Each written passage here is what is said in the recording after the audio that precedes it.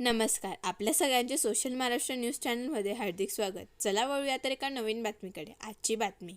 साक्री रोडवरील महिंदळे शिवारात हॉटेल महेंद्रच्या मागे पांझरा नदीच्या मुख्य पूर रेषेत गॅबियन पद्धतीने भिंत बांधण्याचे प्रचंड मोठे काम विनापरवानगी सुरू असून यामुळे नदीचा नैसर्गिक प्रवाह बदलण्याची शक्यता निर्माण झाली आहे.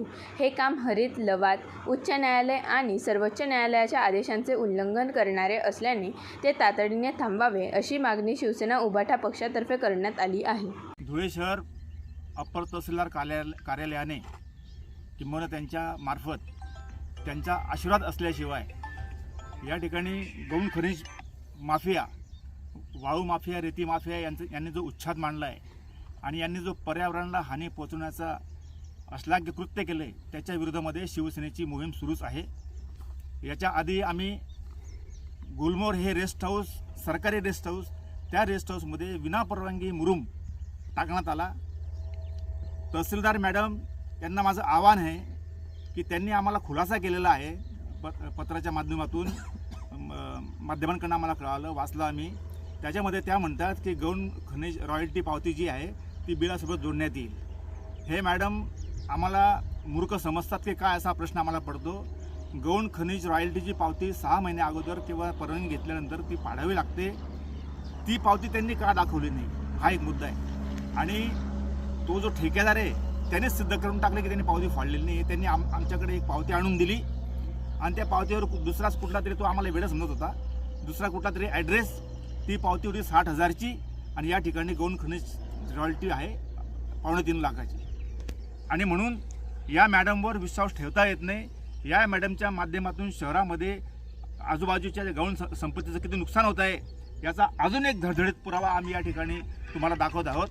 या ठिकाणी आम्ही पांझरा नदीच्या पात्रात उभे आहोत. आम्ही हॉटेल महेंद्रच्या बॅक साईडला, त्या ठिकाणी कमीत कमी 1 ते 1.5 किलोमीटर गॅबिनेन वॉल पद्धतीचं डबरचं बांधकाम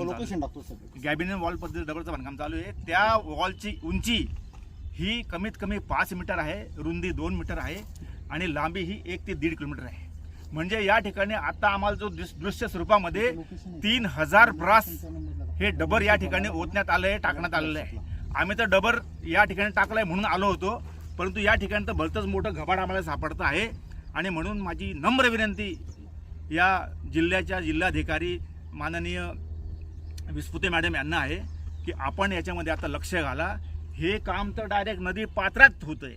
म्हणजे या कामाची परवानगी या ठिकाणी येणे, लेआउट, हे सगळं मंजुरीच्या कामामध्ये महानगरपालिका येईल, याच्यामध्ये तहसीलदार कार्यालय येईल आणि याच्यामध्ये जलसंपदा विभाग, इरिगेशन विभाग यांचा सुद्धा सहभाग आहे.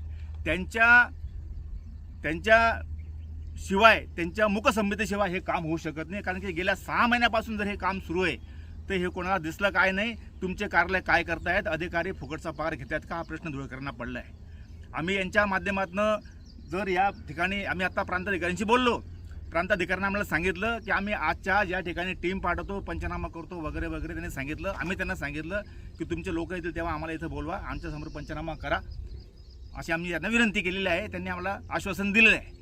परंतु मला याच्यावर विश्वास नाही, याच्यावर डोळेझाक होईल. कारण की हे लोक इतके मोठे आहेत, लँड माफिया, हे कोणालाही खरेदी करू शकतात आणि हे सगळं होतं आहे. म्हणून नाईलाजास्तव आम्हाला बोलावं लागतं आहे. आमची एकमेव अपेक्षा माननीय जिल्हाधिकारी यांच्याकडे आहे. त्यांनी या प्रकरणी गंभीर लक्ष घालावे आणि ताबडतोब संबंधित त्यांना, म्हणजे ठेकेदार तर आहेच, पण संबंधित अधिकाऱ्यांना देखील नोटीस पाठवावी, ही विनंती. बातमी आवडल्यास चॅनलला लाईक व सबस्क्राईब करा व दररोज अशा नवनवीन बातम्या पाहण्यासाठी चॅनलला फॉलो करा. धन्यवाद.